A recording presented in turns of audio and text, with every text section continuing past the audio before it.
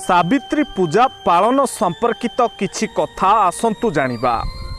पूजा होइथिबा अलता पादरे लगाइबा उचित कि नुहे? एहा उचित नुहे। संपूर्ण अलता डबाकू पूजा न करी एक छोट फरुआरे अल्प अलता नहीं पूजा करि परिबे एवं बळका अलताकू लगाई परिबे। सावित्री व्रतर व्रत पूजा सामग्री सबु उझा जाए कि नाही? सावित्री व्रत सरिबा परदिन सावित्री व्रत को उझा जाइथाए, किंतु पूजा होइथिबा समस्त पूजा सामग्री को उझा जाए नहीं।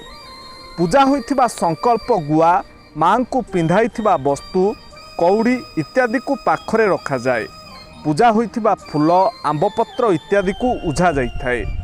सावित्री व्रत पूजा पाई कौन कौन सामग्री दरकार? शंखा, सिंदूर, अलता, गुआ, कौड़ी, फल, फूल, दुब, दीप जरूरी होता है।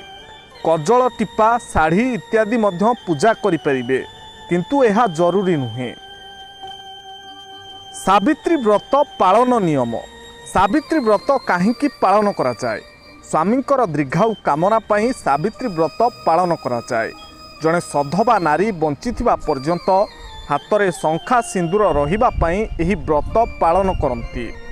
सावित्री व्रत दिन केउ ठाकुर को दर्शन करने शुभ होता है?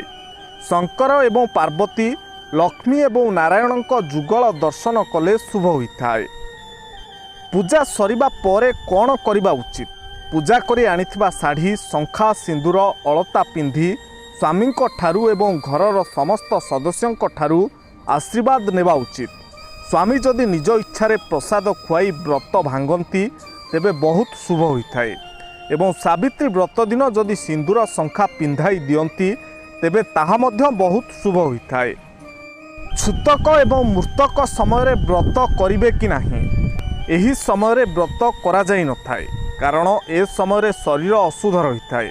छूतक समय शाढ़ी, केही चूड़ी पूजा सामग्री को न छुई अन्य पूजा करी प्रसाद खाई परिबे। एवं मृतक समय पूजा करा जाए नाही कि प्रसाद सेवन मध्य करा जाए नाही।